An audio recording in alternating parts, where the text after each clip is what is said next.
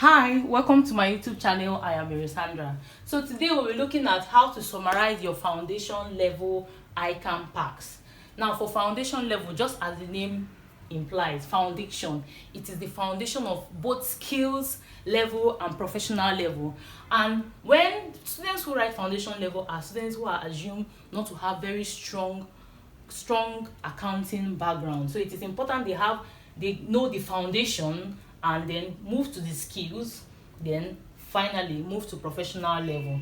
So at the foundation level, we basically have 4 courses, and we have business law, we have business management and finance, we have financial accounting, and we have management information, popularly known as MI.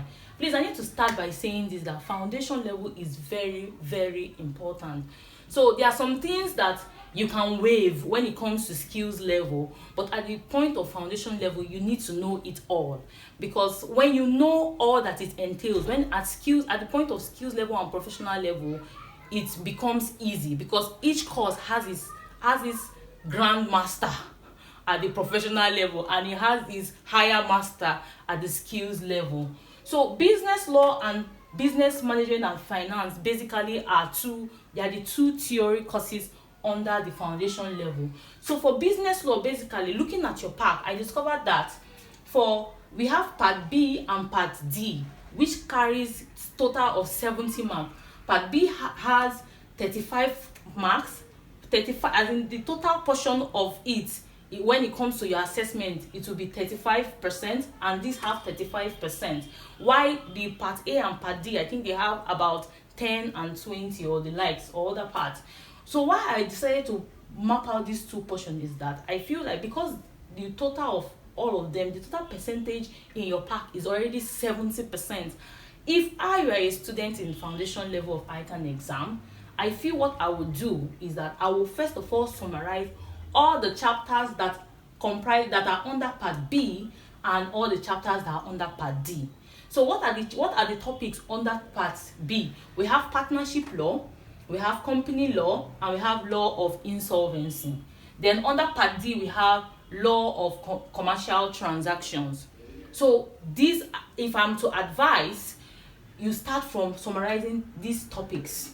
And what should you look at when you summarize these topics? You should look at key definitions, you should look at nature, you should look at the types, take note of key elements, take note of rights and duties where applicable. For example, duties of the partners, right, and duties of the directors in terms of under company law. Then also take note of differences where applicable. For example, what is the difference between partnership and a company? What is the difference between an incorporated and an unincorporated company? Then also, very important, you have to note the regulatory bodies that governs each of them. For partnership law, for company law, for law of insolvency, and also the law of commercial transaction. What bodies regulate these different categories?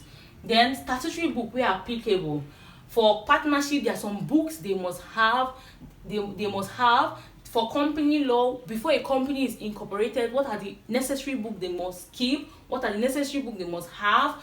And also for law of commercial transaction, what does it entail? So statutory book where applicable, not it. When summarizing, take very key notes on all these things. It is very, very important. And at foundation level, I will really tell you that one thing you have to note is that you have to summarize every aspect of your pack. Every aspect, you have to read it hook, line, and sinker, because your examination comprises both objective, sometimes open-ended questions, and also theory. So you cannot leave any stone unturned. And why it is also important for you to study very well at this point is that it gives you a very solid foundation at your skills and your professional levels. Now let's move to business management and finance. Now, business law and business management and finance are a little bit related from what I noticed. For example, when you talk about partnership law, you discuss everything that has to do with the law. You discuss even types of partners, everything about partnership, companies, same thing. You also see a bit of that under business management and finance. So what should you be looking at? Just as it is also a theory course, you should look at key definitions and meanings.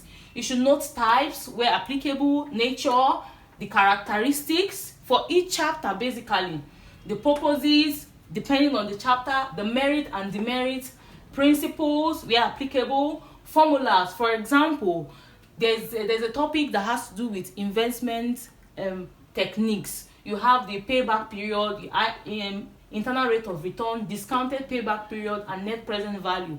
There are formulas under them, and you should note them. They are also merit and demerit, so they are part of what should form your summary notes. Then we have key elements. For example, basic elements of communication. What are the basic elements of communication? I see this question as something that will always pop up. Then you look at also functions. For example, the functions of management that has to do with control, organizing, directing, and all the rest. So for this paper, I didn't categorize this as this because I discovered that based on your pack, each section almost have they shared the total percentage almost equally across the section. So it means every one of them is very, very important. And I will keep saying it, that aside why it is very important to have your summary note is aside grasping a very solid foundation for your skills and professional level, it also helps you if you have to do further professional courses or you get further degrees. So no knowledge is a waste. So it is very important that you grab them. Each one of them, business management and finance, you are going to see something that is related to it under CMSE when you get to skills level. So everything is related, and this knowledge will help you in CMSE at professional level. You can also use a bit of it at at the point of studying for strategic financial management, because these investment appraisal techniques are there. When you already have the solid foundation on it, it becomes very easy for you to understand. When you talk about things like key elements of communication, functions of management, you need it even at the point of case study. You never can tell the case you'll be presented at your professional level, so you can't do without all this. So please, I won't say leave this chapter, the other chapter is better than the other chapter. Summarize all your chapters, and what will help you do that is starting early. I always emphasize that. So note, because this paper has a lot of functions, elements, principles, characteristics, note all of them. They are all important. They are all equally important. And also at this business law level, it doesn't mean when you finish summarizing your part B and part D you should neglect others. But why I gave these two parts more, I emphasize more on them, is because they already carry a total of 70% of what is entailed in the pack. So if you're able to do it all, then you are good to go. Then let's move on to financial accounting. Financial accounting is the child of financial reporting, and financial reporting is the child of corporate reporting at the professional level. So for financial accounting, you will read from the top to the bottom, from your cover page to the back page. If possible, include your references. So it is very, very important. I mean, who is an accountant if not a financial accountant? So it is very important that you take note of everything that has to do in this part. And when it comes to your financial accounting and management information, although I will go on to that place very soon, it is important that you summarize from chapter by chapter. Why do I say so?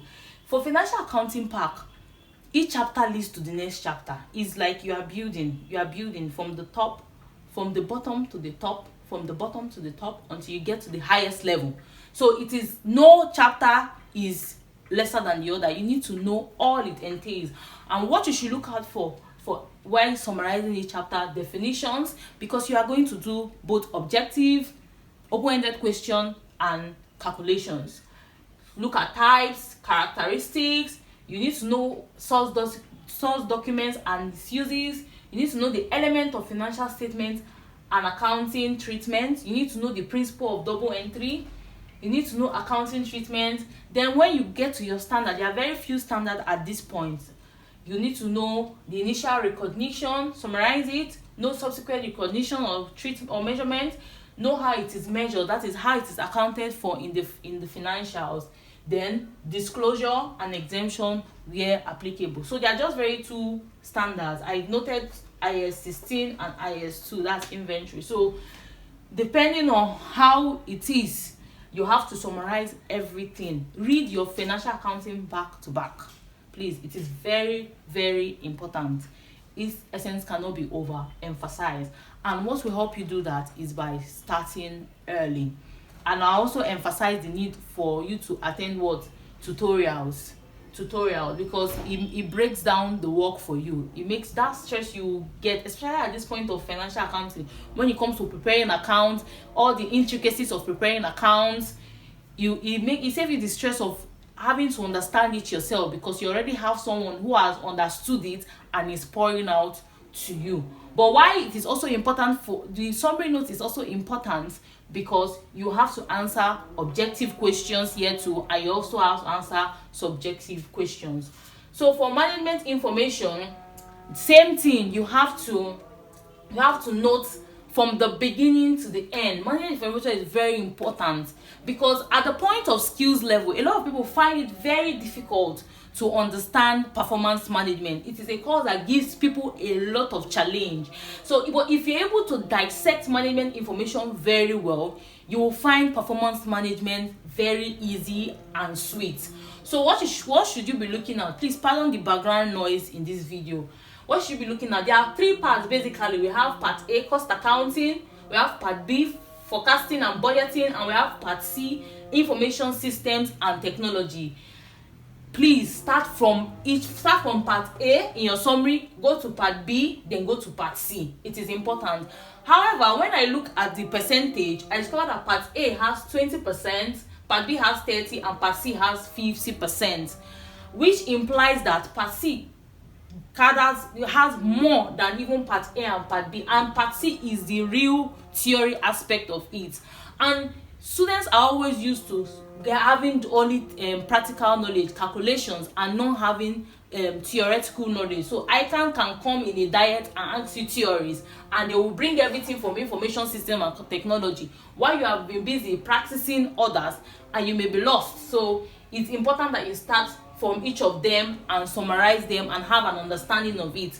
So just to note certain topics that you should be conscious of, which have been examined in recent times, is contract costing. We have contract costing, activity-based costing, process costing, noting how to value inventory using FIFO and weighted average method.